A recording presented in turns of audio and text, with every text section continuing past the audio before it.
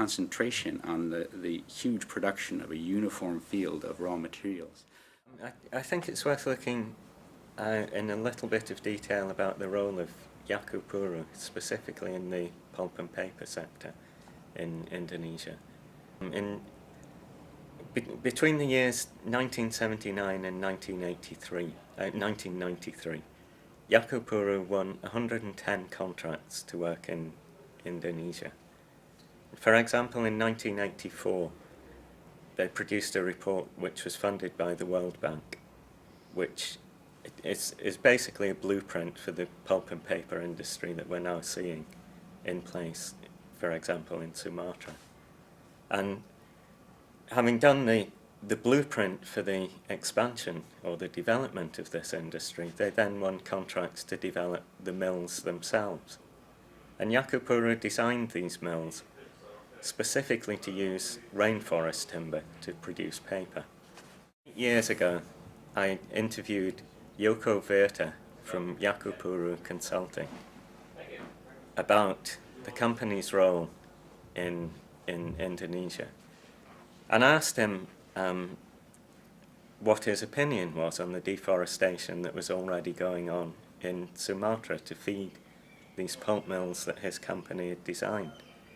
And he laughed at me and said, "Don't talk about deforestation in Sumatra. We're planting acacia plantations." This was a very good description of what is wrong with this model of forestry that Jaakko Pöyry is helping to export. To Jaakko Pöyry, an acacia plantation is the same thing as a rainforest, and the issues of human rights and rights to land are just put to one side.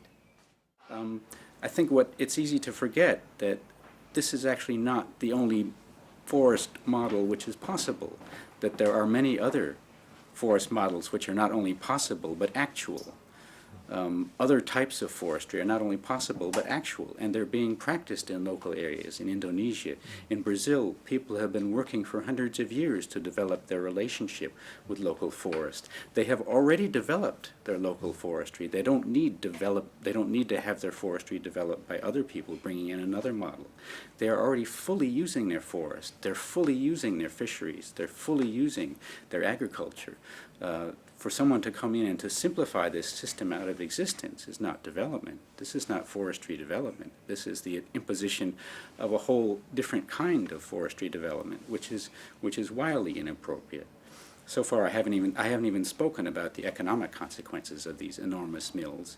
But one of the consequences of this huge scale of mills is that they're extremely expensive. At the same time, they're extremely capital intensive. That means the machines are just so big and require so few people. Not only do the investors have to invest a huge sum of money in these enormous machines, which could go to other things, much more productive things, but the people who actually benefit from it are very, very few. At the same time that many people are thrown off the land, many people are disemployed or lose their jobs as a result of this.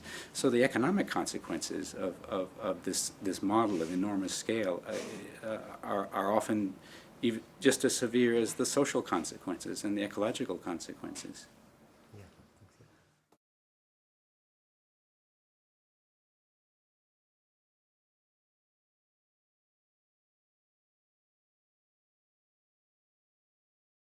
In my opinion, the Finnish foresters can't even manage the Finnish forest. It's a total destruction. We have this 75% of plantation in Finland, no forest. But that's the other issue. But clearly, there's no expertise whatsoever to operate in a different context and different kind of sociological, ecological, historical, cultural context, and that is clearly seen. For example, when Chris knows maybe better when the Finnish Jaakko Pöyry was making the forestry master plan for Thailand some 15 years ago, and they in that process showed total disrespect and total kind of misunderstanding of the whole Thai society and whole Thai kind of culture. So it's really there's no reason whatsoever for Finns to go to any other country, let alone in their own country, to do these operations, because it's always an ecological and social disaster. And that is of course what Otto was saying, that's a really hard message to get through in our political decision makers. For example, now the Finnish Ministry for Foreign Affairs is renewing the forestry policy of the Office of Development Aid, and there we try to kind of raise this issue that actually Finland should stop any forestry aid because there's no expertise and no kind of competence in that sense. But that remark gets a really hostile reaction from the so-called professionals who just don't understand this kind of language at all. So.